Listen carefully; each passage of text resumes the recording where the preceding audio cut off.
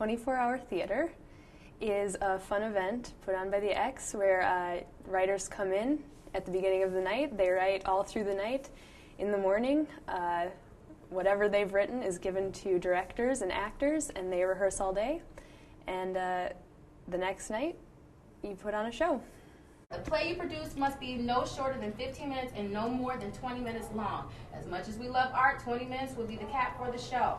The directors receive the shows and the actors receive the shows and work on it all day, and then in the culmination at the end is everyone gets to see it.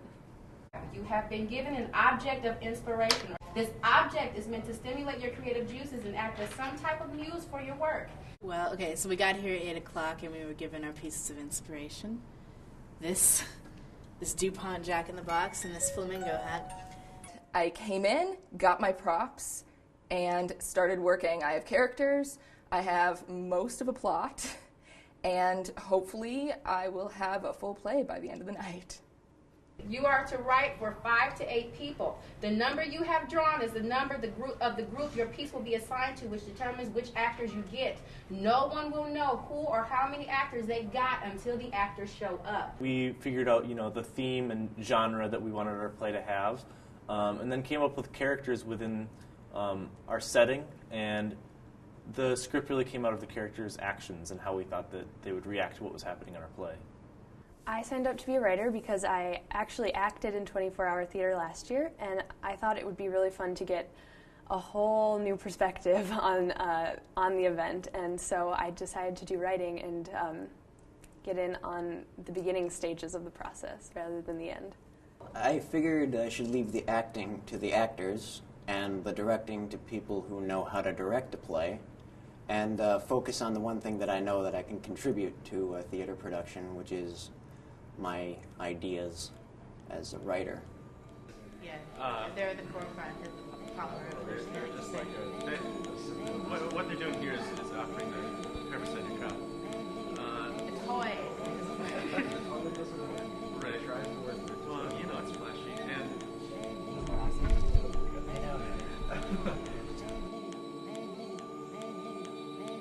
The fact that I'm here at all really shows the benefit of having something like 24-Hour Theatre and Experimental Theatre, because without something like this, I wouldn't ever have a chance to be a part of a theater production like this. 24-Hour Theatre, to me, is a really good opportunity to screw up your sleep cycle. On top of that, it's also a really good opportunity to explore theater for people who aren't really involved.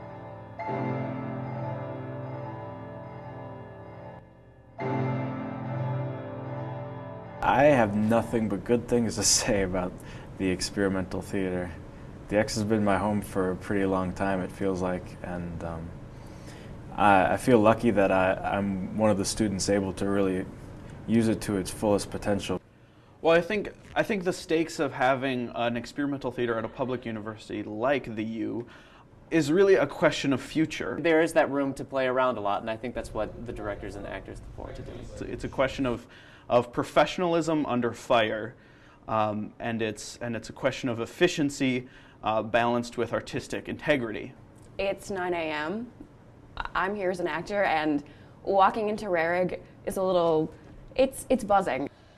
For the next half of 24-Hour Theatre, I'm just expecting a lot of, playing around, trying to figure out what works. The biggest obstacle, I think, that comes with doing a production in the span that we have, and the obstacle that I see as being the biggest challenge at this point, is basically polish. That means making the piece of art look as if it's been practiced. Because the most important thing is to have fun.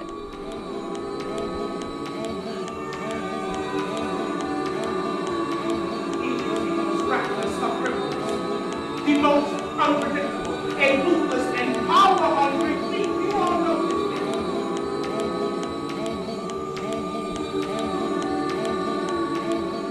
this. So really excited to see what's brewing. Feel free to start when you're ready.